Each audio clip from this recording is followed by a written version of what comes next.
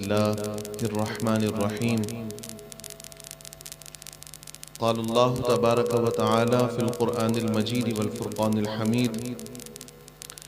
इन्नल्लज़ीना क़ालू रब्बुनल्लाहु सुम्मा इस्तक़ामू ततनज़्ज़लु अलैहिमुल मलाइकतु अल्ला तख़ाफ़ू व ला तहज़नू व अबशिरू बिलजन्नतिल्लती कुन्तुम तुअदून नहनु औलियाउकुम फ़िल हयातिद दुनिया व फ़िल आखिरह वलकुम फ़ीहा मा तश्तही अनफुसुकुम वलकुम फ़ीहा मा तद्दऊन नुज़ुलम मिन गफ़ूरिर रहीम। सदक़ल्लाहुल अज़ीम।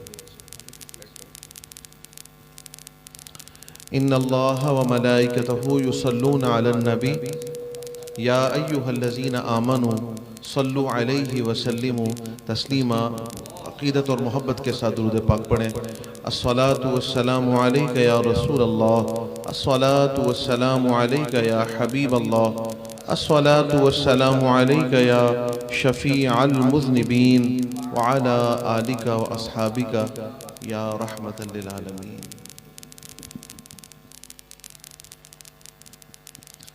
बड़ी ही खूबसूरत और रूहानी बज़म सजी हुई है।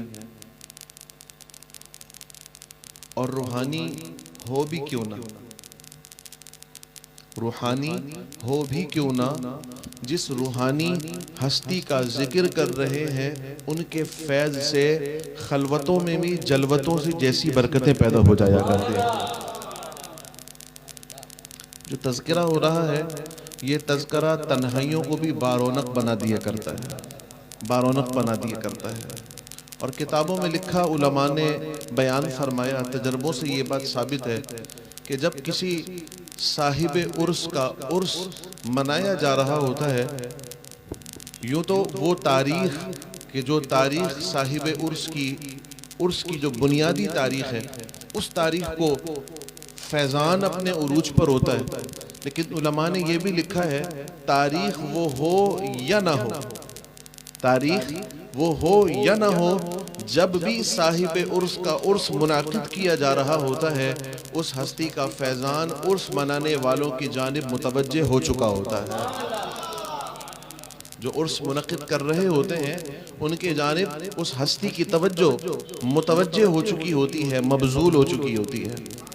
तो आज यहाँ इस घर में बैठकर, गुलाम मोहम्मद भाई के घर में बैठकर हम हुजूर ख्वाजा-ए ख्वाजगान, अब बोलिए ना मोहब्बत से सुभान अल्लाह, हुजूर ख्वाजा-ए ख्वाजगान, ये जुम्मतुल मुबारक को भी मैं बैठा तो एक अचानक से जहन में ख्याल आया कि निस्बतें भी कितनी कमाल की होती हैं, निस्बतें भी कितनी कमाल की होती हैं कि जब निस्बत से निस्बत मिलती है तो फिर मकाम तो बुलंद होते ही हैं, मिलने वाले अलकाबात में भी अल्लाह ताला एक तनासुब पैदा फरमा देता है।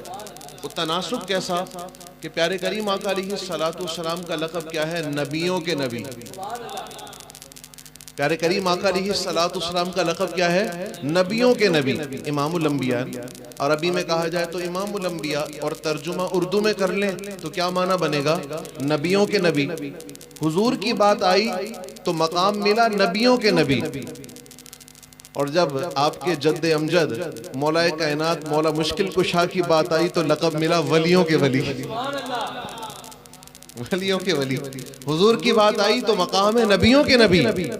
जब हजरत मौला कायनात मौला मुश्किल कुशा की बात आई तो मकाम मिला वलियों के वली।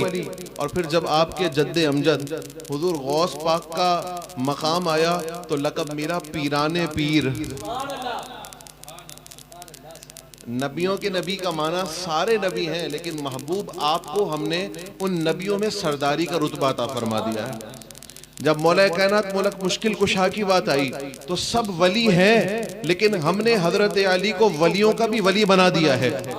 जब हुजूर गौस पाक की बात आई कहा पीर तो बहुत हैं, लेकिन पीरों का पीर गौसे अब्दुल कादिर को बना दिया गया है, अब्दुल कादिर जिलानी को बना दिया गया है। और बात जब पहुंची अजमेर के शहजादे की जानिब तो उनको लक़ब मिला ख्वाजा-ए ख्वाजगान, ख्वाजा-ए ख्वाजगान, तर्जुमा निकाल ले तो वही बनेगा कि ख्वाजा गुलाम फरीद पाकपतन में भी है, ख्वाजा गुलाम फरीद कोट मिठन में भी है। सारे ख्वाजा आकर बैठ जाएं, वो सफ़ों में बैठेंगे, लेकिन ख्वाजाओं में इमामत का रुतबा हमने ख्वाजा मुईनुद्दीन चिश्ती अजमेरी को अता फरमा दिया।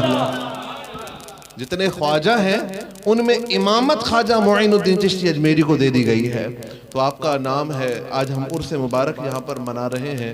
हुजूर ख्वाजा ए ख्वाजगान ख्वाजा मुईनुद्दीन चिश्ती अजमेरी संजरी रहमतुल्लाहि ताला अलैह।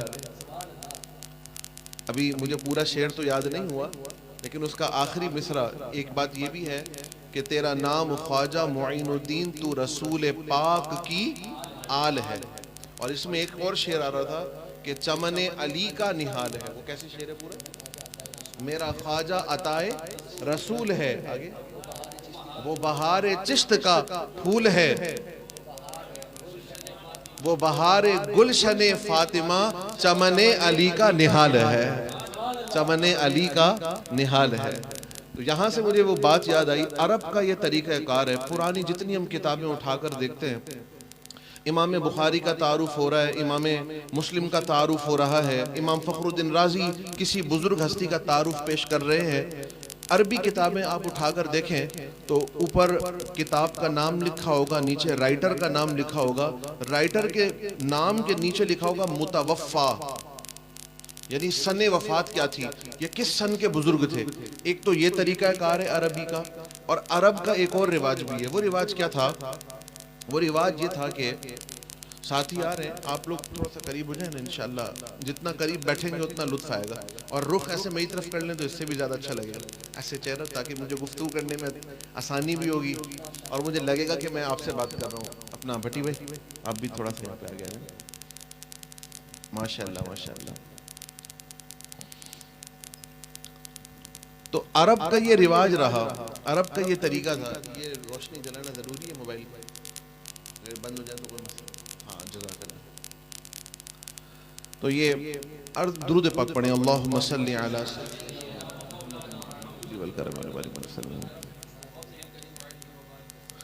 अब ये अरब का रिवाज है कि अरब वाले जब गुफ्तगू करते हैं, किसी का तारुफ बयान करते हैं, चाहे किताब लिखने का मामला हो, सीरत के बयान करने का मामला हो, या अहले अरब ज़माना में जब कोई मुलाकात के लिए आता, सफ़ीर बनकर कासिद बनकर आता, तो पहले पूछते बताओ तुम्हारा ख़ानदान क्या है। ये अरब का एक कानून रहा है, ये अरब का एक तरीका रहा है कि बताओ तुम्हारा ख़ानदान क्या है। अब जैसा कि कास्ट है, कोई आवान है, कोई किसी की कास्ट उखाई है, कोई बांटवा है, इसी तरह से फुला फुला हर कौम के अंदर, हर बिरादरी के अंदर, हर कबीले के अंदर मुख्तलिफ कास्ट होती हैं, कुछ ख़ानदान होते हैं, बिरादरियाँ होती हैं। तो अरब के भी कबाइल थे, अरब के भी ख़ानदान थे, अरब के भी अंसाब हुआ करते थे, नस्ब के सिलसिले। तो जब भी कोई शख्स आता तो पहले उससे पूछा जाता बताओ तुम्हारा नस्ब क्या है। जंगे बदर में जब कुफार आए ना लड़ने के लिए, तो आका करीम अलैहिस्सलाम ने 3 अंसारी भेजे, तो उन्होंने लड़ने से मना कर दिया, लड़ने से इनकार कर दिया कि हम इन अंसार से लड़ते ही नहीं है, लड़ने के लिए भेजना है तो हमारे कुरैशी खानदान के लोगों को सामने लेकर आइए, कुरैशी हाशमी खानदान के लेकर आए, हम इनसे लड़ते नहीं, हमारा क्या ताल्लुक, ये तो अंसार है, वो मुहाजिर। फिर आका करीम अलैहिस्सलाम ने लड़ने के लिए जिनको भेजा ना, तो उनका नाम है मौला कायनात मौला अलीउल मुर्तज़ा रज़ियल्लाहु ताला अन्हु, और साथ में भेजा हजरत अमीर हमजा रज़ियल्लाहु ताला अन्हु, और एक थे हजरत अब्दुल्ला बिन जुबैर रज़ियल्लाहु ताला अन्हु। ये 3 मुहाजिर साहबा थे जिनको आप अलैहिस्सलाम ने भेजा। अब उन्होंने कहा हाँ ये हमारे नस्ब में बराबरी के, हम इनसे लड़ेंगे। ये मिजाज समझा रहा हूँ आपको अरब का, कि अरब वाले लड़ने के लिए भी लड़ते ही उस वक्त तक नहीं है जब तक के खानदान का ना हो, जब तक के नस्ब में बराबरी ना आ जाए कि इसका नस्ब और खानदान ही हमसे नीचे वाला है, हम इससे लड़ते भी नहीं है, इससे हम लड़ना भी गवारा नहीं करेंगे क्योंकि इसका नस्ब हमसे कम वाला है। तो ये अरब के यहाँ एक रिवाज था, अरब का एक तरीक़ाकार था कि पहले वो किसी का भी तारुफ करें, गुफ्तगू करें, बात करें तो खानदान बताओ, इसका खानदान क्या है। तो हुज़ूर ख्वाजा ख्वाजगान ख्वाजा मुईनुद्दीन चिश्ती अजमेरी रहमतुल्लाहि ताला अलैह, सीस्तान का इलाका था संजर, वहां आपकी विलादत हुई तो उस निस्बत से आप कहलाए संजरी, ठीक है। जैसा कि मक्की मदनी, किसी ने पूछा भाई ये कुरान की कुछ आयतें मक्की हैं कुछ मदनी है, ये क्या मामला है, ये मक्की मदनी का क्या मामला है? तो जवाब दिया मक्की मदनी का कोई मामला नहीं है, मामला महबूब का होता है। महबूब मक्के में हो आयत मक्की बन जाती है, महबूब मदीने में हो आयत मदनी बन जाया करती है। बात आयत की नहीं है, बात तो महबूब की है। महबूब कहां पर है? महबूब मक्का में हो आयत मक्की होती है, महबूब मदीना में हो तो आयत मदनी बन जाया करती है। तो फरमाया पैदाइश संजर में हुई तो संजर को शर्फ अता फरमा दिया, और जलवा फरमाया अजमेर में तो अब ये निस्बत अजमेरी कहला रही है। लेकिन एक निस्बत अभी बाकी है जहां मैं आपको लेकर जाना चाह रहा हूं, जो अभी नात के अंदर आपने सुना, मनकबत के अंदर आपने सुना कि चमन अली का निहाल है। आपका नाम है ख्वाजा ख्वाजगान, ख्वाजा मुईनुद्दीन चिश्ती अजमेरी संजरी, लेकिन ये सारी निस्बतें मैं कहता हूँ बाद में लाओ। चिश्ती भी बाद में, संजरी भी बाद में, अजमेरी भी बाद में, एक बड़ी निस्बत पहले लेकर आओ। वो क्या है? ख्वाजा ख्वाजगान ख्वाजा मुईनुद्दीन अल हसनी, ख्वाजा मुईनुद्दीन अल हसनी संजरी चिश्ती अजमेरी रहमतुल्लाहि ताला अलैह। क्योंकि आपकी वालिदा मोहतरमा कोई आम खातून नहीं है, हजरत इमाम आली मकाम इमाम हसन रदी अल्लाह ताला अन्हु की औलाद में से। तो आपका खानदान कहाँ जाके मिलता है? हजरत इमाम हसन, हजरत इमाम हसन। तो पहली बात, हुजूर ख्वाजा ख्वाजगान का तारुफ अगर पेश करना भी हो तो यहीं से बात का आगाज, यहीं से बात को शुरू किया जाए कि देख लो खानदान बड़ा ऊंचा है। आप खामोशी रहे, पहले ही आपने बहुत पढ़ा, आप थके होंगे। माशाअल्लाह माशाअल्लाह, नहीं अल्लाह ताला और बरकतें अता फरमाए, अल्लाह ज़ौक़ में और बरकतें अता फरमाए। ये ज़ौक़ किस्मत वालों को मिलता है, ये ज़ौक़ किस्मत वालों को मिलता है। हर पत्थर में से पानी नहीं निकलता, हर पत्थर में से, हर पत्थर रकीक भी नहीं होता, हर पत्थर में से पानी नहीं निकलता। लेकिन जिस पत्थर में से पानी निकले तो फिर लोग चल चल के उसकी ज़ियारत के लिए जाया जरूर किया करते हैं। जिस पत्थर में से पानी निकले तो लोग फिर उसकी ज़ियारत करने जरूर जाते हैं। तो उसी तरह बहरहाल अल्लाह तबारक व तआला किस्मत वालों को ही ज़ौक़ अता फरमाता है। और एक और जुमला आ रहा है, अल्लाह निस्बत वालों को ही ज़ौक़ अता फरमाता है, अल्लाह निस्बत वालों को ही ज़ौक़ अता फरमाता है। तो ये बड़ी कमाल की महफिल है, निस्बत वाली महफिल है। हुजूर ख्वाजा ख्वाजगान ख्वाजा मोइनुद्दीन चिश्ती अजमेरी अल हसनी संजरी, आपका खानदान बड़ा हुआ है, हसनी खानदान से आपका ताल्लुक है। संजर में पैदा हुए, सीस्तान के इलाके में, और फिर अजमेर शरीफ आप तशरीफ लेकर आए। वालिद साहब की तरफ से एक पंचक्की मिली है, वालिद साहब की तरफ से एक गाय मिली है विरासत में, और वो मामलात चल रहे हैं। पंचक्की में आटा पीसा जा रहा है, जानवरों को चराया जा रहा है। लेकिन एक दिन ये काम करते करते, मामूल करते करते एक दुर्वेश आ गया, और वो आने वाला बज़ाहिर तो दुर्वेश था, लेकिन लिखने वालों ने लिख दिया वो कोई अल्लाह की तरफ से भेजा हुआ कासिद था, वो रहमत का फरिश्ता ही था। वो आया और कहा मोइनुद्दीन, पूछा, बैठे, और अपने मुंह में या तो रोटी चबा कर दे दी या खजूर का टुकड़ा चबा कर दे दिया। क्या चबा कर दिया, लेकिन था कुछ जो चबा कर दे दिया। और वो चबाया हुआ खजूर का टुकड़ा नहीं था, वो चबाया हुआ रोटी का टुकड़ा नहीं था, बल्कि वो रहमत का कोई मखजन था, वो रहमत का कोई मरकज था, वो अनवारे इलाहिया और तजल्लियात इलाहिया का कोई शोला था, जो हलक से तो उतरा लेकिन दिल को मुनव्वर कर गया।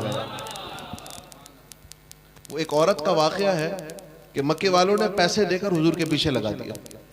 तुम्हारा काम ही यह है कि हुजूर की मजाक उड़ानी है, तुमने प्यारे करीम आका अलैहिस्सलातु वस्सलाम का इस्तेहजा करना है। इस्तेहजा का माना होता है मजाक उड़ाना। तुमने उनकी हुटिंग करनी है, तकलीफ पहुंचानी है। बड़ी तल्ख, बड़ी तुर्श और बड़ी बदकिमाश खातून थी, बद अखलाक औरत थी। प्यारे करीम आका अलैहिस्सलातु वस्सलाम बैठे एक मिट्टी के टीले पर और सुरीद तनावुल फरमा रहे हैं। सुरीद अरबी में सुरीद कहते हैं, रोटी को आप टुकड़े टुकड़े करें और सालन के अंदर, शोरबे के अंदर भिगो कर खा लें। आज भी आप किसी पार्टी में चले जाएं ना, तकरीब में चले जाएं, शारा फैसल का कोई बड़ा जबरदस्त किस्म का बैंक्वेट हो और वहां आप शादी की तकरीब में सालन में रोटी कूट कर खाना शुरू हो जाए, फिर मुझे बताइएगा साथ बैठने वालों ने क्या कहा। आपकी टेबल से साथ बैठे हुए भी उठकर चले जाएंगे कि इसको तो हॉल में आने की तहजीब ही नहीं है, खाने का तरीका ही नहीं है। ये सालन के अंदर रोटी को कूट कूट कर खा रहा है, लेकिन तहजीब वालों को कोई जाकर समझाए कि ये ए तहजीब वालों, ये हबीब लबीब, कायनात के इमाम, कायनात के सरदार, नबी आखिरुज़्ज़मान अलैहिस्सलातु वत्तस्लीम की पसंदीदा ग़िज़ाए मुबारका है, आपकी पसंदीदा ग़िज़ाए मुबारका है। हुज़ूर अलैहिस्सलातु वस्सलाम मिट्टी के टीले पर बैठकर, जमीन पर बैठकर, मिट्टी में बैठकर और सुरीद बनाकर तनावुल फरमा रहे। वो औरत आ गई, मौका मिल गया उसको हुजूर का इस्तेहज़ा करने का। कहती है, ए मोहम्मद, गुस्ताखाना अंदाज में कहा, और आपको समझाने के लिए ये अल्फाज इख्तियार कर रहा हूँ, नकले कुफ्र, कुफ्र न बाशा, कुफ्र बयान करने के लिए अगर किसी को बताया जाए तो वो कुफ्र नहीं होता। बहरहाल तो उसने बेअदबी की, गुस्ताखी की और कहने लगी, ए मोहम्मद, तुम नबी होने का दावा करते हो, तुम रसूल होने का दावा करते हो। अगर नबी होते, रसूल होते, अपनी बैठक देखो, गुलामों जैसी तुम्हारी बैठक है, गुलामों जैसा खाना खा रहे हो, गुलामों की तरह बैठे हो और गुलामों जैसा खाना खा रहे हो। मकसूद क्या था? हुजूर को गुस्सा दिलाना। जब गुस्सा आ जाएगा तो फिर प्यारे करीम आका अलैहिस्सलातु वस्सलाम कोई ऐसा जुमला फरमा देंगे जो हुजूर की शान से कम होगा, तो उसको जवाज बनाकर प्यारे करीम आका अलैहिस्सलातु वस्सलाम पर दलील बनाई जाएगी और हुजूर का मज़ीद इस्तेज़ा किया जाएगा। अब गुस्सा दिलाने के लिए कह रही है, मोहम्मद, तुम कैसे अल्लाह के रसूल हो सकते हो, तुम कैसे अल्लाह के नबी हो सकते हो, गुलामों जैसी तुम्हारी बैठक, गुलामों जैसा तुम्हारा खाना। लेकिन महबूब मुस्कुराकर फरमाते हैं, ए खातून, तू सच कह रही है, अल्लाह ने जितने गुलाम बनाए हैं उन गुलामों में से सबसे बड़ा गुलाम अल्लाह ने मुझे ही को बना दिया है। ये सारे दुनिया में जो मखलूक अल्लाह के गुलाम हैं और उन गुलामों में से अल्लाह ने बड़ा गुलाम मुझी को बनाया, सबसे बड़ा गुलाम अल्लाह का मैं ही हूँ। तो उसका फेंका हुआ निश्तर, उसका फेंका हुआ तीर खुद इसी की तरफ पलट गया। अब कहती है, क्या खा रहे हो?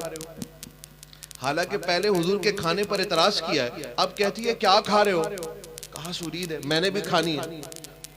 उसे अंदाजा था कि अभी मैंने इस्तेहजा किया है, मांगूंगी तो ये देंगे नहीं। लेकिन हुजूर अलैहिस्सलातु वस्सलाम, महबूब का क्या मकाम है, महबूब अलैहिस्सलातु वस्सलाम ने मना नहीं फरमाया। हुजूर ने फरमाया, ठीक है, आ जाओ, खा लो। ये उसका निश्तर भी जाया हो गया। अब कहती है, नहीं, जहां आप बैठे हो आपके साथ बैठकर खाना है।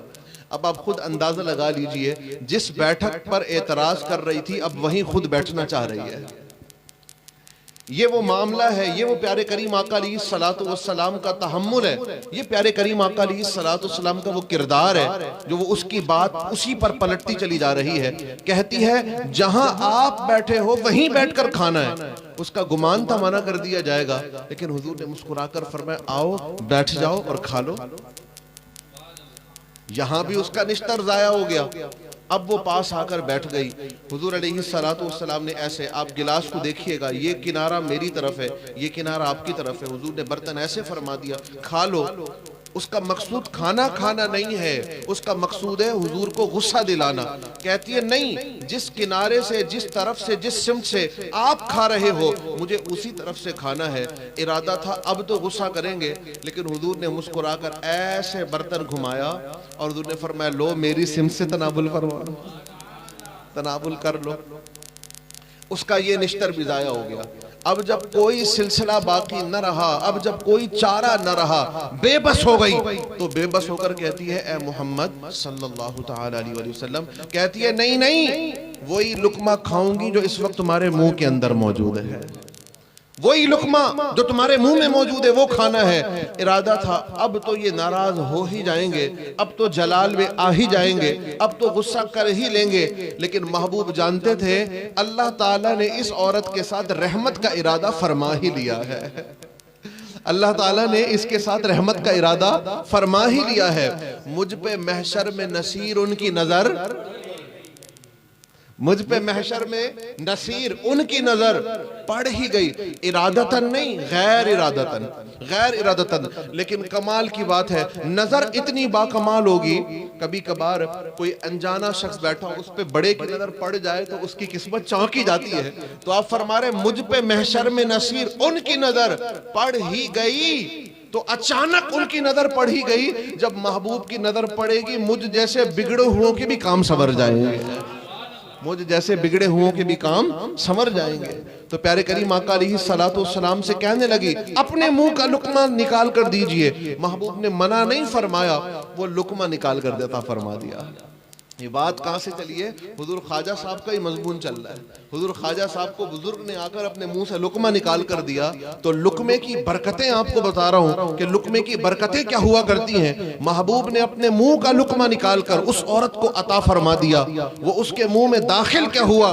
पहले मक्का की सबसे बद इखलाक औरत कहलाई जाती थी। अब कोई आकर पूछता, बताओ मक्का में कोई शीरी गुफ्तगू करने वाली औरत है? तो लोग उसका पता बता कि इससे ज्यादा मीठा कलाम कोई औरत करने की ताकत ही नहीं रखती है। जो महबूब का मीठा मीठा लुआब जो लुकमे में शामिल था, वो जब उस औरत के हलक से उतरा, दुनिया की दिल की दुनिया तब्दील हो गई, बद अखलाकी से खुश अखलाकी में तब्दील हो गई। वैसे ही हुजूर ख्वाजा ख्वाजगान ख्वाजा मुईनुद्दीन चिश्ती अजमेरी संजरी रहमतुल्लाहि तआला को वो रब की तरफ से भेजा हुआ कासिद अपने मुंह में से खाया हुआ खजूर का टुकड़ा या रोटी का टुकड़ा निकाल कर दिया, हलक से उतरा, दिल की दुनिया बदल गई। इजाजत ली, घर से तशरीफ ले गए। अब ये सफर है, बड़ा तवील सफर है, बड़ा तवील सफर है। इसी सफर के अंदर हुजूर गौसे पाक से भी मुलाकात हुई है। इसी सफर में हुजूर गौस पाक से भी मुलाकात हुई है।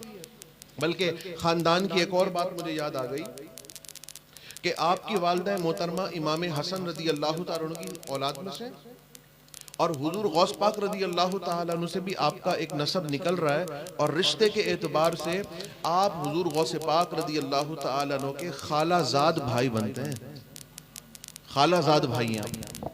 हुजूर गौसे पाक रदी अल्लाह तआला अन्हु के आप खालाजाद, सगे नहीं, यानी रिश्ते में आप खालाजाद। क्यों? क्योंकि मैंने आपको पहले बताया कि आपकी वालिदा मोहतरमा इमाम हसन की औलाद में से, तो लिहाजा वालिदा की तरफ से रिश्तों में आ रहे हैं। तो हुजूर गौसे पाक रदी अल्लाह तआला अन्हु के साथ आप खालाजाद का रिश्ता, वालिदा की तरफ से आप रिश्ते में आ रहे हैं। तो अगर वो रिश्ता निकालें, एक तो सगी खाला होती है ना, और अगर सगी खाला तो माँ की कजनें जो होती हैं वो भी क्या लगती हैं, वो भी खाला लग रही होती हैं। तो इस एतबार से आप हुजूर गौसे पाक रदी अल्लाह तआला अन्हु के खालाजाद भी हैं। आपका यहाँ भी रिश्ता निकल रहा है आपका। सुभान अल्लाह, सुभान अल्लाह। लेकिन आप चूंकि नजीबुत तरफैन सैयद है, नजीबुत तरफैन सैयद, एक शख्स होता है जिसके एक, यानी मिसाल के तौर पर वालिद तो सैयद है लेकिन वालिदा सैयद नहीं है, लेकिन आप नजीबुत तरफैन सैयद हैं। वालिद भी आपके सैयद है, वालिदा भी आपकी सैयदा है। वालिद भी आपके सैयद हैं और वालिदा भी आपकी सैयदा है। नजीबुत तरफैन सैयद हैं आप।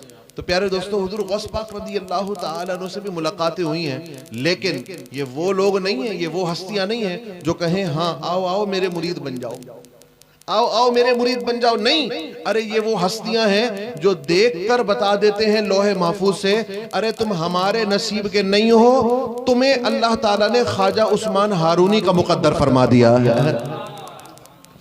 तुम हमारे नहीं हो, तुम ख्वाजा उस्मान हारूनी का मुकद्दर कर दिए गए हो। हुजूर गौसे पाक की खिदमत में भी रहे, लेकिन चल पड़े और चलते चलते हजरत ख्वाजा उस्मान हारूनी, ये आपके शेख कामिल हैं, ये आपके मुर्शिद करीम हैं, ये आपके मुरब्बी हैं, ये आपके मुशफिक हैं, इनकी बारगाह में है। और मुसलसल 8 साल की तरबियत है। कितने साल की? 8 साल की तरबियत है, 8 साल का मुजाहिदा है, 8 साल की रियाजतें। ये नहीं कि आज आए बैठे और अचानक से बैठे बैठे ही खिलाफत मिल गई, नहीं, ऐसा नहीं है। 8 साल का मुजाहिदा, 8 साल की रियाजतें। वो एक बड़ा मशहूर वाक़या है हजरत ख्वाजा उस्मान हारूनी को, आप लोग भी कोई ना कोई काम करते होंगे ना, तो आपको अपने मुलाजिम में से कोई एक बड़ा प्यारा होता होगा। हुजूर ख्वाजा उस्मान हारूनी रहमतुल्लाहि तआला अलैह को भी ख्वाजा मुईनुद्दीन चिश्ती अजमेरी से ज्यादा प्यार था, ज्यादा मोहब्बत थी। जो दूसरे फकीर थे उनको एतराज हो गया, दिल में बात थी।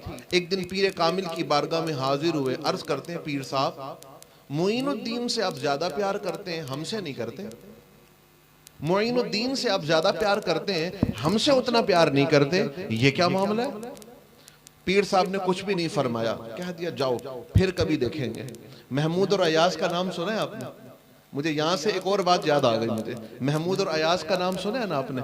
अयाज खादिम था महमूद का। एक दिन दिल हुआ महमूद का, क्योंकि महमूद को भी उसके वज़रा ने परेशान कर रखा था। कहते थे अयाज इतना प्यारा क्यों है तुम्हें, वजह क्या है, अयाज से इतना प्यार क्यों करते हो?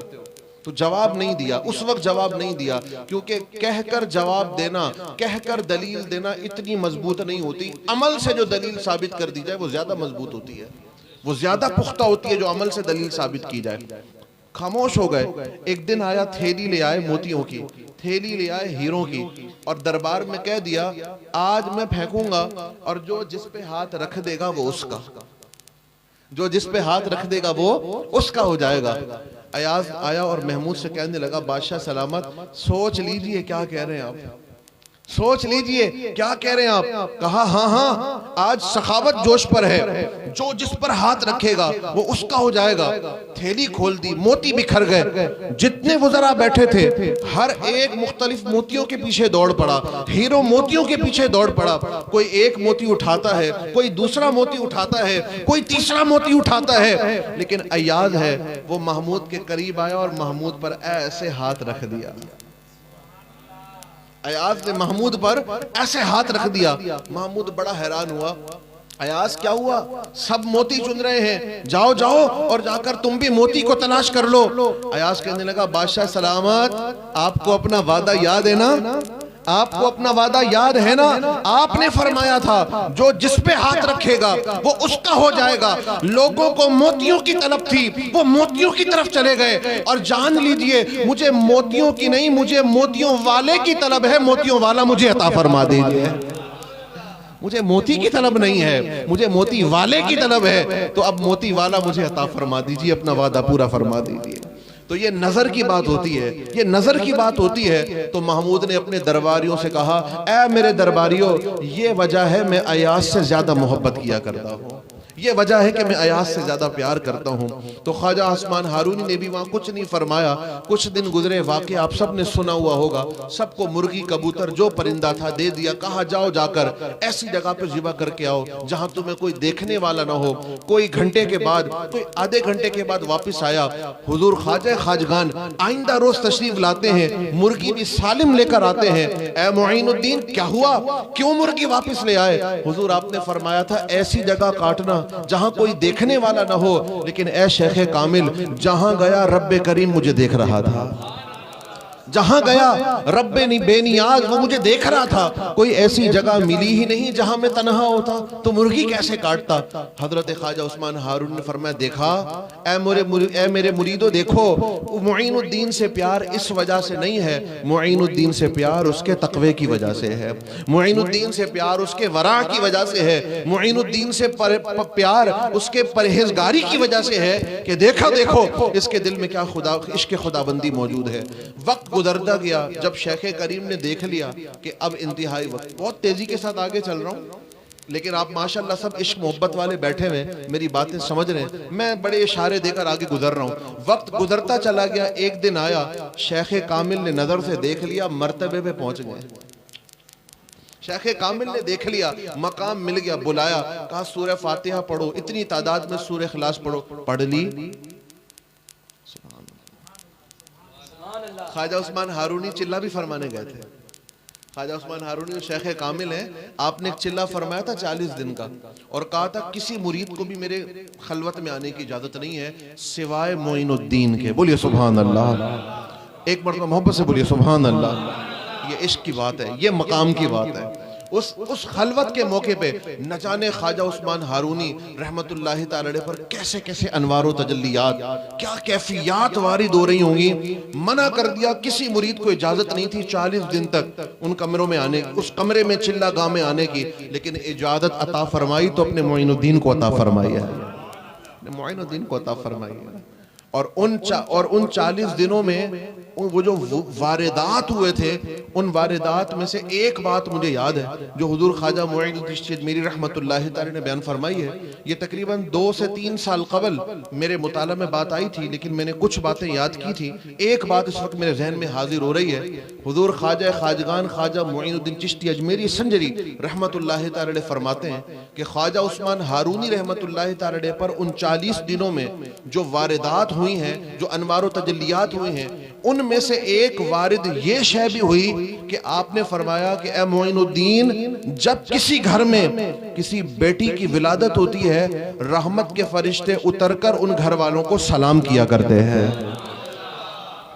ये हजरत ख्वाजा उस्मान हारूनी रहमतुल्लाह ताला अलैह ने हजरत ख्वाजा मुईनुद्दीन चिश्ती अजमेरी को 39 रोज़ों में एक नसीहत फरमाई है। ये कमाल की बात थी। तो जो बेटी वाले हैं उनके लिए भी ख्वाजा साहब की छठी पर न्याज बट रही है। ये ख्वाजा साहब की छठी पर न्याज बट रही है कि जो बेटी वाले उनके लिए मुबारक हो।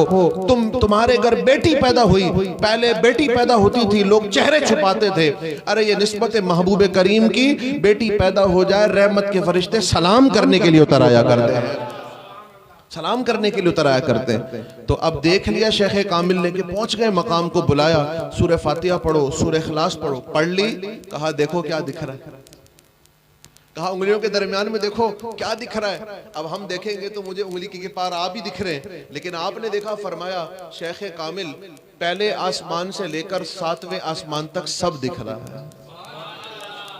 पहले आसमान से लेकर 7वें आसमान तक सारे पर्दे हटा दिए गए। कहा फिर सूरह फातिहा, फिर सूरह इखलास पढ़ो, पढ़ ली, फिर उंगली दिखाई, कहा देखो अब क्या दिख रहा है। जब देखा तो फरमाया, अर्ज करने लगे, जमीन के तहत सरा तक अल्लाह ने सारे पर्दे दूर फरमा दिए हैं।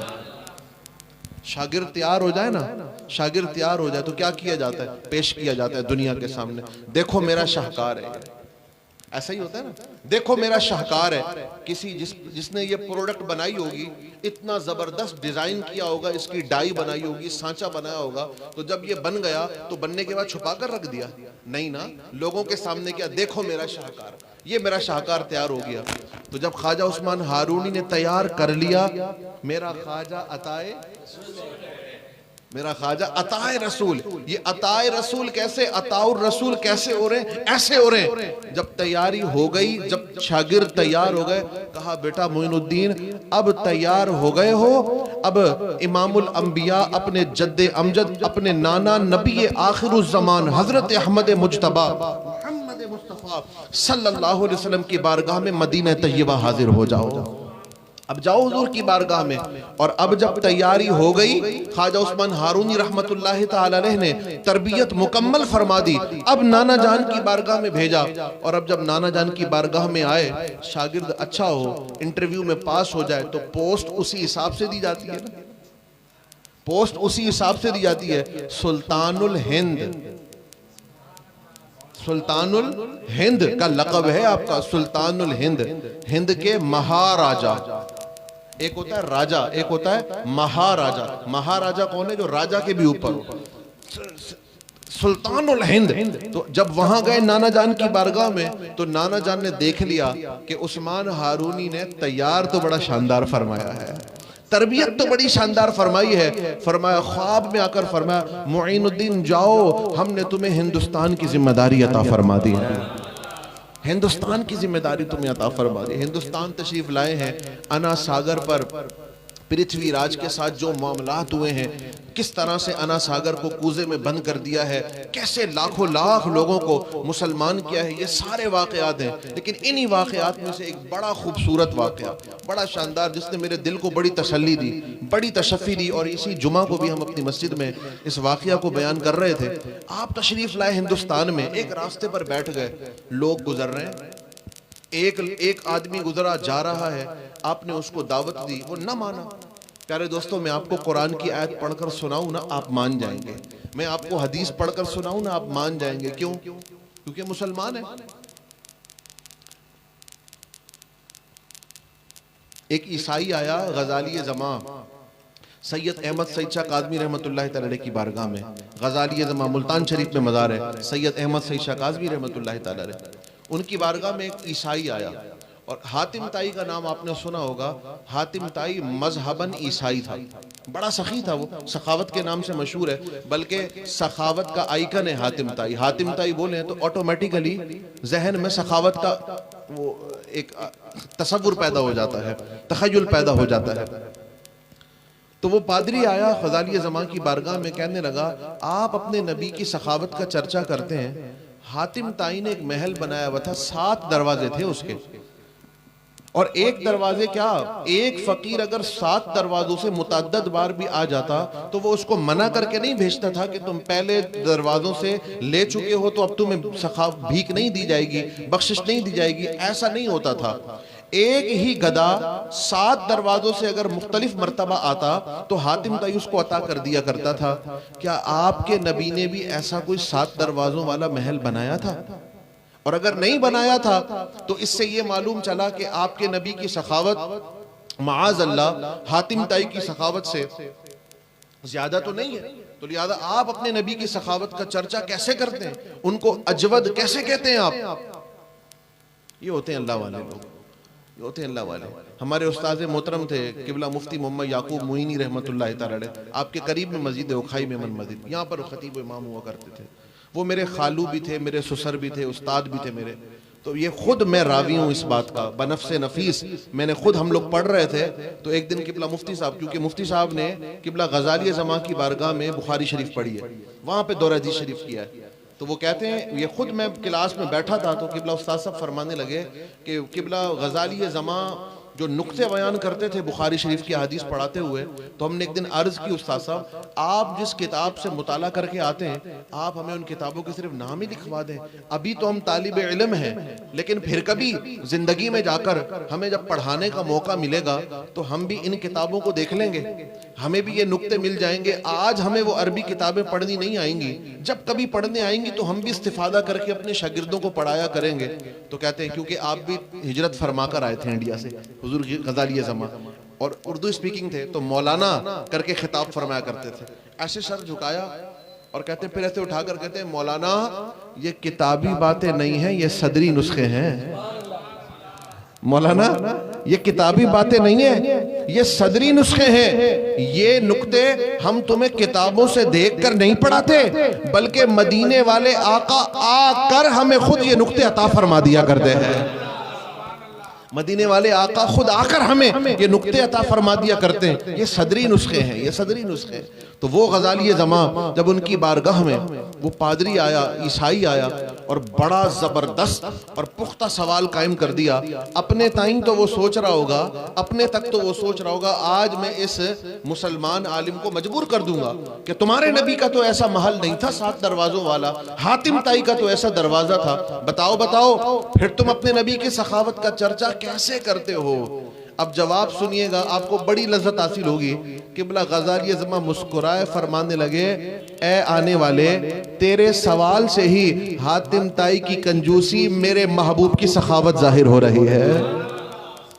तेरे सवाल से ही हातिम ताई की कंजूसी और महबूब करीम की सखावत जाहिर हो रही है। वो आग बबूला हो गया, बड़ा गुस्से में आ गया, ये आपने क्या बात कर दी? आपने फरमाया कि जब मांगने वाला एक दरवाजे से आता तो हातिम ताई उसको इतनी बख्शिश देता, उसके दामन में इतनी, उसकी झोली में इतनी बख्शिश डालता कि जो उसकी ज़रूरियात को पूरी होने वाली होती ही ना थी। तभी उसको दूसरी मर्तबा आने की ज़रूरत महसूस होती।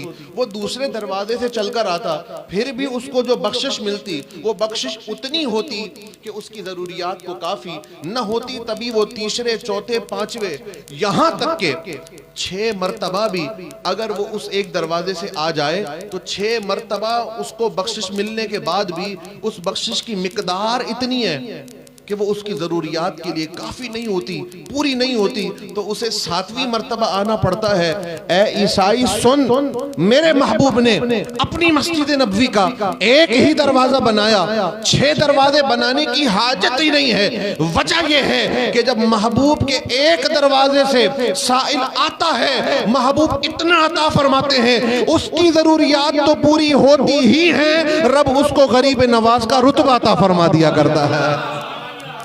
उसकी अपनी जरूरियात तो पूरी हो ही जाती हैं, वो दूसरों को नवाजने वाला बना दिया जाता है, गरीब नवाज का रुतबा उसको मिल जाया करता है। ये महबूब की सखावत है, ये महबूब की सखावत है। तो यही ख्वाजा गरीबुन नवाज रहमतुल्लाहि ताला अलैह हिंदुस्तान तशरीफ लाए हैं, लोगों को दावत दे रहे हैं। अब उनको कुरान सुनाए वो तो हिंदू हैं, उनको हदीस सुनाए वो तो हिंदू हैं, कहाँ मानेंगे? उन्होंने अपने कंधों पर एक रखी हुई है सारंगी। अब ये सारंगी एक कोई टूल होता है, एक मजामीर होता है, उसको बजाते हैं वो बजता है, वो एक मजामीर है। अब वो कंधे पर उन्होंने रखी हुई है सारंगी, और वो सारंगी लेकर चले जा रहे हैं। हुजूर ख्वाजा खाजगान ख्वाजा साहब उनको दावत दें तो वो आए ना। आपने पूछा, अब इनसे आपने सोचा इनसे पूछूंगा कहाँ जाते हो, तो आपने एक को पूछा कहाँ जा रहे हो? कहा ये रास्ता हमारे इबादत खाने को जा रहा है और हम इबादत खाने में ये रोजाना इबादत करने के लिए जाते हैं। कहा ये तुम्हारे कंधे पे क्या उठाया है? कोई कंधे पे कोई लटका के, ये तुम क्या लेकर जा रहे हो? कहा ये सारंगी है और ये हमारे इबादत का तर्ज है कि हम अपने बुत के सामने इसको बजाते हैं। गिटार नुमा कोई चीज होती है, सारंगी होती है लकड़ी की, उसको बजाते हैं, धुन बनती है उसमें से। कहा ये हम बजाते हैं, ये हमारी इबादत का एक तर्ज और तरीका है। कहा ठीक है।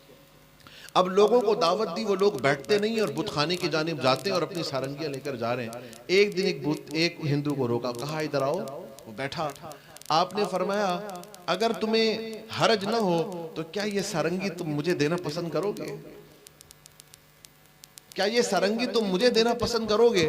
आया तुम भी बजाते हो, क्या ही अच्छा हो कि मैं भी तुम्हें ये बजाकर दिखाऊं। ये सारंगी तुम मुझे दो, कल तुम मुझसे ले जाना। कहा ठीक है। आइंदा रोज हुजूर ख्वाजा खाजगान ख्वाजा मुईनुद्दीन चिश्ती अजमेरी संजरी रहमतुल्लाहि ताला अलैह, याद रखिएगा ये अंदाज है, ये अंदाज़े तबलीग है, ये अंदाज़े दावत है कि सामने वाले के लेवल पर जाकर बात की। अब कुरान सुनाए, हदीस सुनाए, वो तो हिंदू है, वो कुरान और हदीस तो नहीं सुनेगा, लेकिन उसको उसी की जुबान में कलाम करके लाना कहाँ पर है ये देखना है आपने। मरकज क्या है? मरकज कुरान और सुन्नत ही है, मरकज को दीन ही है, मरकज इस्लाम ही है, लेकिन उनको उनकी जुबान में समझाने के लिए आइंदा रोज जब हिंदू वहां से गुजरने लगे तो हुजूर ख्वाजा खाजगान ख्वाजा मुईनुद्दीन चिश्ती अजमेरी रहमतुल्लाहि ताला अलैह बैठे, एक धुन बज रही है। और वो धुन क्या है ये मैं अपनी तरफ से कर रहा हूँ, मुझे नहीं पता वो धुन क्या होगी, लेकिन एक दिमाग में ख्याल आया है कि वहां पर एक धुन चल रही है।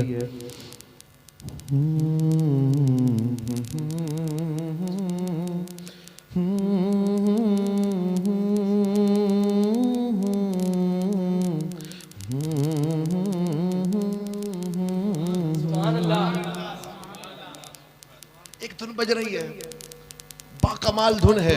अब एक हिंदू जाता है, वो धुन सुनकर वहीं बैठ जाता है। मशहूर सहर कर देने वाली, एक सहर तारी कर देने वाली एक धुन है जो बज रही है। और जाते जाते एक हिंदू जाता है तो वो सारंगी सुनने के लिए बैठ जाता है। दूसरा हिंदू आया तो वो भी वहां बैठ गया, तीसरा आया वो भी वहां बैठ गया, चौथा आया वो भी वहां बैठ गया। और देखते ही देखते लोगों का हुजूम लग गया और सुबह से लेकर वक्त तक, एक वक्त तक हुजूर ख्वाजा साहब वो सारंगी की धुन बजा सुना रहे हैं और वो लोग हिंदू बैठकर हुजूर ख्वाजा साहब से वो सारंगी की धुन सुन रहे हैं। दूसरा दिन आया वो फिर वहां बैठे, तीसरा दिन आया वो फिर वहां बैठे, वो बुत खाना वीरान हो गया, वो मंदिर वीरान हो गया। वो लोग जो उसी रास्ते से, वो हिंदू जो मंदिर जाया करते थे, बुत की इबादत करने के लिए जाया करते थे, अब कोई बुत खाने में बुत के सामने नहीं जाता, सारे वहीं बैठकर बाबा के सामने सारंगी को धुन की समात फरमा रहे हैं। सारे बैठकर सारंगी की धुन को समात कर रहे हैं, बैठे हुए सुन रहे हैं। जब आदत बन गई, जब पुख्ता हो गया, पहले हुजूर बाबा हुजूर ख्वाजा मुईनुद्दीन चिश्ती अजमेरी वहां पर तशरीफ फरमा होते, बाद में हिंदू आया करते। अब मकाम ये हो गया, अभी हुजूर ख्वाजा साहब फजर की नमाज पढ़ रहे हैं, हिंदू पहले सारंगी सुनने के लिए वहां जमा हो जाया करते हैं, बैठे हुए। जब वक्त गुजर गया, आदत बन गई, ख्वाजा साहब से पहले हिंदू आकर बैठ गए, हुजूर ख्वाजा साहब नहीं आए। लोग हुजूर ख्वाजा साहब की कुटिया पे पहुंच गए, ए बाबा आओ सारंगी तो सुनाओ।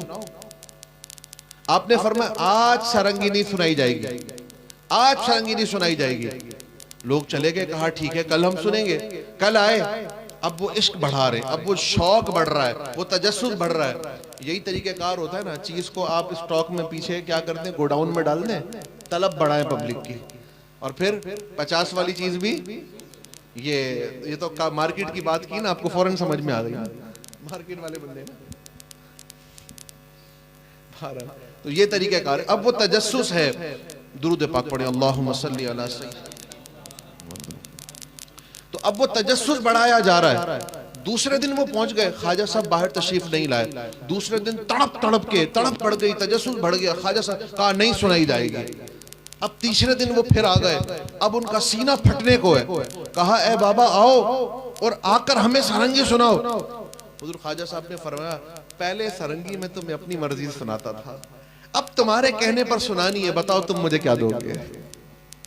पहले अपनी मर्जी से तुम्हें सारंगी सुनाता था, अब तुम्हारे कहने पर सुनानी है, तो तुम क्या दोगे? कहा बाबा आप बताइए क्या चाहिए आपको? पैसे चाहिए, कितनी दौलत चाहिए, जमीन चाहिए, जानवर चाहिए, क्या शय की आपको तलब है? हम आपके लिए सब करने के लिए तैयार हैं। हुजूर ख्वाजा साहब ने फरमाया जो कहूंगा करोगे, जो कहूंगा करोगे? कहा जी हुजूर आप जो कहेंगे वो हम करने के लिए तैयार हैं। कहा ठीक है, कल आ जाना, कल सारंगी सुनाएंगे। अगले दिन सब जमा हो गए, ख्वाजा साहब बाहर तशरीफ लाए। बाबा सुनाइए। कहा कल तुम वादा करके गए थे जो कहूंगा वो करोगे। जी जी हमें अपना वादा याद है, कहिए क्या करना है? आओ अना सागर पे चलते हैं, करीब में अना सागर है, आओ अना सागर पे चलते हैं। अना सागर पे ले गए, वहां जाकर आपने वुजू करना शुरू फरमा दिया। बोलिए सुभान अल्लाह। आपने वुजू करना शुरू फरमा दिया। कहा देखते जाओ, जैसा मैं कर रहा हूं वैसे करते चले जाओ। लोगों ने हुजूर ख्वाजा साहब को वुजू करते हुए देखा, जैसे जैसे आप वुजू कर रहे हैं वैसे वैसे वुजू कर रहे हैं, पैर तक धुल गए, खड़े हो गए। बाबा अब सारंगी सुनाइए। कहा नहीं अभी बात खत्म नहीं हुई है, कहा है जो कहो, जो कहा है करोगे। जी जी करेंगे। कहा अब खुले मैदान में आ जाओ। खुले मैदान में ले गए, सबको सफों में खड़ा फरमा दिया। सुभान अल्लाह, सबको सफों में खड़ा फरमा दिया। और जब सफे बन गई, सफे बनने के बाद बाबा अब तो सारंगी सुनाओ। कहा था ना जो करता देख, जो मैं कहूंगा वो करना है, लिहाजा मेरा कहना मानते चले जाओ। जब तुम वो अमल पूरा कर लोगे तुम्हें सारंगी सुनाऊंगा। हुजूर बाबा साहब ने कहा अल्लाहु अकबर। सबने हाथ बांध लिए, रुकू हुआ, रुकू किया, सजदे में गए, सजदे में चले गए। जब मखलूक खल्के खुदा पहुंची सजदे में, हुजूर ख्वाजा साहब की चीख निकल गई। हुजूर ख्वाजा साहब की आंखों में से आंसू बह पड़े और अल्लाह की बारगाह में अर्ज़ हुए, ऐ पाक परवरदिगार तेरे बंदों को यहां तक ले आना मेरा काम था, उनके दिलों की दुनिया को बदल देना तेरा काम है। यहां तक ले आना मेरा काम है, लेकिन आगे दिलों की दुनिया को बदल देना या अल्लाह वो तेरा काम है, इनकी दिलों की दुनिया को बदल दे। रब्बुल जलाल ने दुआ कबूल फरमाई, दिलों की दुनिया बदल गई, दिलों की रुत बदल गई, तैयार हो गए हर शय के लिए। सलाम फेरा, जब उठकर बैठे तो वो लोग कहने लगे बाबा अब तो सारंगी सुना दो, अब तो बाबा वो सारंगी सुना दो। हुजूर बाबा साहब ने फरमाया, हुजूर ख्वाजा साहब ने फरमाया, पहले तुम सिर्फ सारंगी सुना करते थे, आज सारंगी सुननी नहीं है बल्कि कुछ पढ़ना भी है। बोलिए ना सुभान अल्लाह। कहा आज सारंगी सुननी नहीं है बल्कि आज उसके साथ कुछ पढ़ना भी है। पहले तुम सुनते थे कि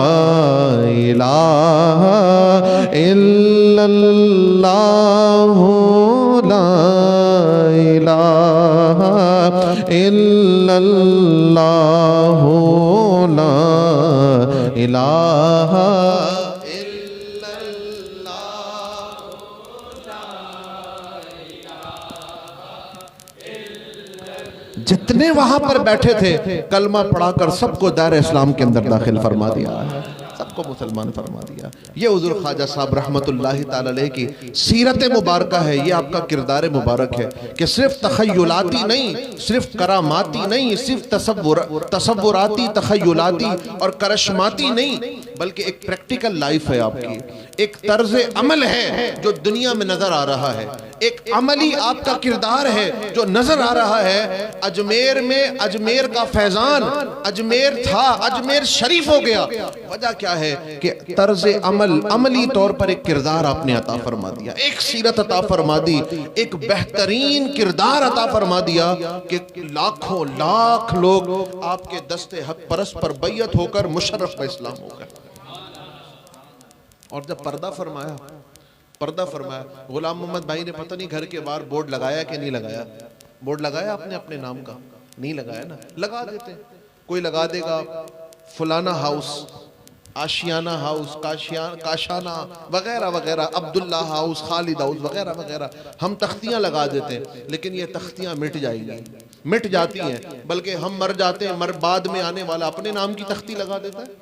वो तख्तियां पुरानी हो जाती हैं, बोसीदा हो जाती हैं, टूट जाती हैं, क्योंकि वो तख्ती हमने लगाई है। और जब अल्लाह के महबूब का, अल्लाह के वली का जब विसाल होता है, उसके माथे पे ऐसी तख्ती पैदा होती है जो कभी मिटने वाली नहीं हुआ करती है। उस तख्ती का जिक्र आज कई सदियां बीत जाने के बाद भी हो रहा है ना। कई सदियां बीत गई, हम तख्ती लगाएंगे अपने घर के बाहर, वो तख्ती 2 साल के बाद, 5 साल के बाद पुरानी हो जाएगी, मिट जाएगी, धुंधली हो जाएगी, बाद में आने वाला उसको तब्दील कर देगा, वो प्लेट तब्दील हो जाएगी, तख्ती मिट जाएगी। लेकिन अल्लाह रब्बुल इज्जत जब अपने महबूबीन के माथों पर तख्ती को जाहिर फरमाता है, तो सदियां भी बीत जाएं तो फिर गोगन पैलेस के एक घर में बैठकर भी वहां उस तख्ती का जिक्र किया जा रहा होता है, वहां उस तख्ती का जिक्र हो रहा होता है। क्या कि जब अल्लाह के इस हबीब का, अल्लाह के महबूब का, ख्वाजा खाजगान का, ख्वाजा मुईनुद्दीन चिश्ती अजमेरी का जब विसाले मुबारक होता है, तो गुस्ल देने वाले देखते हैं कि माथे के ऊपर लिखा हुआ आता है, हाजा हबीबुल्लाह मातफी हुब्बिल्लाह। अरे ये अल्लाह का महबूब है जो अल्लाह की मोहब्बत में इस दुनिया से रुखसत हो रहा है। हाजा हबीबुल्लाह मातफी हुब्बिल्लाह, ये अल्लाह ही का तो महबूब है, ये अल्लाह का महबूब है। मातफी हुब्बिल्लाह, जो अल्लाह की मोहब्बत में इस दुनिया से पर्दा करके जा रहा है। इन्नल्लज़ीना क़ालू रब्बुनल्लाह सुम्मा इस्तक़ामू, बेशक जिन लोगों ने कहा कि अल्लाह हमारा रब है, फिर पक्के हो गए, ततनज़्ज़लु अलैहिमुल मलाइका, उन पर ही फरिश्ते उतरते हैं। ये तख्ती ऐसे नहीं लिखी गई थी, फरिश्तों ने आकर लिखी थी ना। ततनज़्ज़लु अलैहिमुल मलाइका, यही वो लोग हैं, इन्हें कोई खौफ भी नहीं होगा, वला तहज़नु, इन्हें कोई गम भी नहीं होगा, व अबशिरु बिल जन्ना, और इनको जन्नत की बिशारतें होंगी। बल्कि अल्लाह फरमा रहा है, नहनु औलियाउकुम फिल हयातिद दुनिया व फिल आखिरह। अरे तुम क्या इनका जिक्र मिटाओगे, तुम क्या इनके जिक्र से लोगों को दूर करोगे। अरे दुनिया में भी हम इनके मदद, आखिरत में भी हम इनके मददगार हैं, दुनिया में भी हम इनके मददगार हैं। दाता साहब पे जब धमाका हुआ था ना सन 2008 में, मैं उस वक्त वहीं पढ़ रहा था जामे निज़ामिया के अंदर। अल्हम्दुलिल्लाह अल्हम्दुलिल्लाह अल्लामा खादिम हुसैन रिजवी रहमतुल्लाहि ताला अलैह, उनसे हमें सुनने अबू दाऊद शरीफ पढ़ने का शरफ हासिल हुआ अल्हम्दुलिल्लाह। सन 2008 की बात है। तो वहीं जामे निज़ामिया में हम लोग पढ़ रहे थे, तो दाता साहब से जामे निज़ामिया तकरीबन कम से कम भी कोई 2.5 किलोमीटर के फासले पर है। और इतना पुरजोर धमाका था कि हम अपने कमरों की छतों और दीवारों को हिलता हुआ महसूस कर रहे थे। तकरीबन रात 10 से 11 बजे के दरमियान में, क्योंकि हम अपने कमरों में आ चुके थे, मुताला ख़त्म हो चुका था, तो उस वक्त 10 से 11 के दरमियान में धमाका हुआ। तो आप लोग जाते रहते हैं माशाल्लाह, मुझे मालूम है आप लोगों का पूरा ग्रुप है, मज़ारात पे जाता है, तो आप दाता साहब भी गए होंगे आप लोग, तो आप लोगों के या तो इल्म में होगा, हो भी तो फिर से सुन लें। वहाँ सुबह सादिक के वक्त इज्तिमाई फातिहा होती है मज़ार शरीफ की तरफ से। जब भी लाहौर जाए ना, तो एक इज्तिमाई फातिहा ज़रूर उसमें शिरकत फरमाया करें। वो जो सुबह की फातिहा है ना, कमाल की होती है, उसमें बड़े अनवार तजल्लियात होते हैं, उसमें बड़ी कैफियत होती है। वो जो पहली फातिहा होती है सुबह फजर से पहले, उसमें ज़रूर शिरकत किया करें जब भी लाहौर जाएं तो लिहाजा हुजूर दाता साहब पे हम सुबह ही सुबह रात 10 से 11 के दरमियान धमाका हुआ, वहाँ पे बम ब्लास्ट हुआ। तो हमने इरादा कर लिया कि जब सुबह उठेंगे तो तहज्जुद में, आज वैसे हम जुमेरात, क्योंकि जुमा को छुट्टी हुआ करती थी, तो हम जुमेरात फातिहा में जाते थे, बाकिया में जाने की इजाज़त नहीं हुआ करती थी, जामिया का दरवाज़ा बंद होता था। तो उस दिन हमने ये ख्वाहिश का इजहार किया, नादिम साहब से कह दिया, हाफिज़ साहब से, हाफिज़ अब्दुल सत्तार सईदी साहब जो कि क़िबला अमीरुल मुजाहिदीन के भी उस्ताद हैं, उनसे हम बुखारी शरीफ पढ़ रहे थे। तो लिहाजा उनसे हमने अर्ज़ की कि सुबह जाएंगे। उन्होंने फरमाया, तुम कहते क्या हो, कल सुबह पूरा जामिया हुजूर दाता साहब पे हाजिरी देने के लिए जाएगा। और जब सुबह हम पहुंचे, 11 बजे धमाका हो रहा है, 11 बजे बम ब्लास्ट हो रहा है, और कई दिन तक उसका असर रहना चाहिए, कई दिन तक वहां पर लोगों को हिरासा रहना चाहिए, लोग चले जाएं। लेकिन जब हम सुबह सादिक 3:30 से 4 बजे के दरमियान वहां पहुंचे, तो सिर्फ इस कमरे जितना एरिया बस कॉर्डन ऑफ हुआ था। बाकी उसके अलावा अगर रोजाना फातिहा में 1000 लोग आते हैं, तो आज वहां पर 10,000 लोग फातिहा पढ़ने के लिए आए हुए थे। अरे तुम इनका क्या जिक्र दूर करो, क्या इनके जिक्र से तुम अल्लाह वालों के जिक्र से लोगों को दूर करोगे? क्यों, नहनु औलियाउकुम फिल हयाति दुनिया वल आखिरा। अरे हम आखिरत में भी इनके मददगार हैं, दुनिया में भी हम इनके मददगार हैं। इन जब अल्लाह जिसका मददगार हो उसका जिक्र कोई मिटा सकता है? कोई मिटा नहीं सकता है। अल्लाह रब्बुल इज़्ज़त की बारगाह में इल्तिजा है, अल्लाह तबारक व तआला हुजूर ख्वाजा साहब का फैज़ान हम सबको अता फरमाए, और बिलखुसूस हमारे गुलाम मोहम्मद भाई ने ये पुरखैफ पुरनूर महफिल मुनक्किद की है, इसकी बरकत अल्लाह ताला इस घर पर, इस मकान पर और इस मकान के तमाम मकीनों पर अता फरमाए। आमीन बिजाहि नबी अमीन। व आखिरु दावाना अनिल हम्दुलिल्लाहि रब्बिल आलमीन।